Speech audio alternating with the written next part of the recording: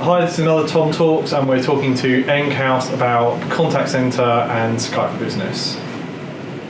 So, Adam, if I'm looking for a contact centre for Skype for Business, what are the top 5 reasons I might need one? So the top 5 reasons of looking at contact centre response groups, a lot around the management side of it, so the ability to get detailed reporting on what you've done, the ability to customise the call queuing, so the ability to have complex IVR, so what numbers you press. So multiple tiers of press 1 for this, 2 for that, exactly. Or even text-to-speech as well.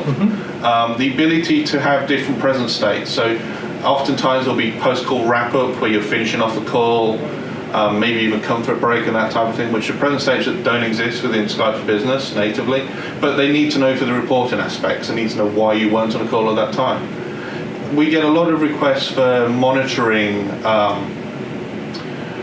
agents and from supervisors and the ability to train on the fly, so the supervisor just having a call to the agent, but while the customer's still on there. So just like whisper ability. So it's called whisper coaching or supervisor whisper, which is kind of a private voice channel between the supervisor and the agent, but the customer's still on the call as well. You can still fully hear the agent, but they can be coached on the line. You need to ask this, you need to finish this off, hurry up. And there's also a lot of things around call recording and compliance as well. We have a whole bunch of stuff around PCI compliance, which is credit card compliance in the UK, where you actually have to stop recording calls when you're capturing that information. If you record it, you can be fined, and nobody wants those fines because they're not cheap fines.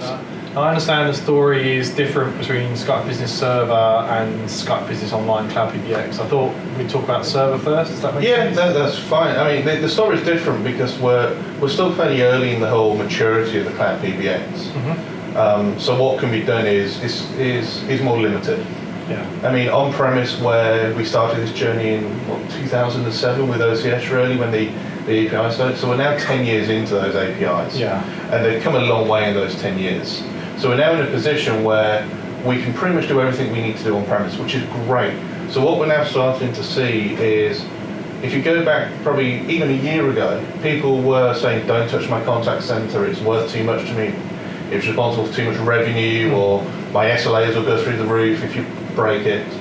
So it was always left in that corner on the old PBX, and kind of left just to, people would hope it would fail and give them an impetus to replace it. Yeah, but it would just tick along. Yeah, exactly. But they get none of the new abilities, it would be traditional. It would, so it would be voice only, it would be very limited, and these days as well, it's not just so much about getting IM into a conference centre. The big buzzwords are all social media. It's how do you react to things on Facebook or to Twitter. That are getting more and more important in contact centre, because that's where people interact these days. The other thing we're seeing a lot of with contact centre is reaching out to subject matter experts. So it's like the business and the contact centre being on the same platform is really important. It is. So you've always had this kind of escalation thing, and that's more and more important in technology areas. It's important in finance as well. And finance was kind of probably one of the first to really hit it, because you'd have the right person with the right qualifications to answer a question.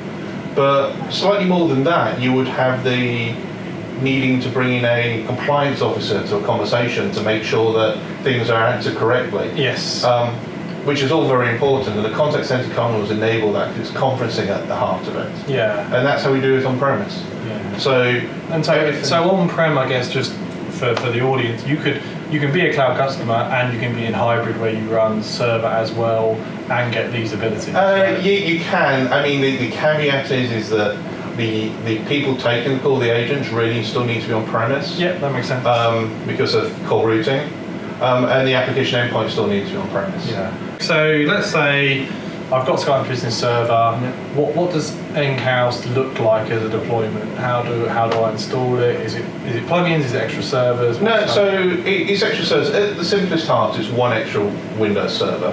2 if you want high availability. They can be VMs. That's not a problem. Yep. And we just use UC-main to Skype for Business.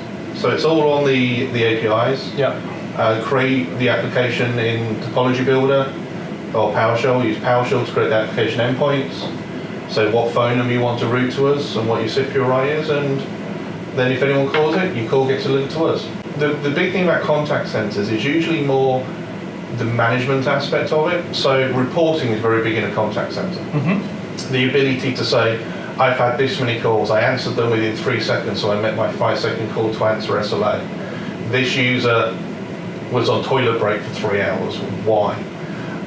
And it's also those additional presence features as well you don't get. So in a lot of contact centers you may say, if you come off a call, you may go into a post-call wrap-up period for 3 minutes. So that's the ability for you to, update a ticket, close it, get ready for the next one. Whereas Skype for Business doesn't have that ability, well, we can build all that in. Okay, so that's interesting. So it's not about like response to queue does a queue and Enghouse does a queue. It's very much management, operational. It is. It's the context of a manager yeah. tool in as much. Correct, because delivering a call to a user is delivering a call to a user, but it's those, like I said, the ability of the different presence states. It's a slightly more bespoke call recording. So while you can have normal call recording in Skype for Business, we offer that, others offer it. Yeah. You get a lot more requirements in a contact center around call recording.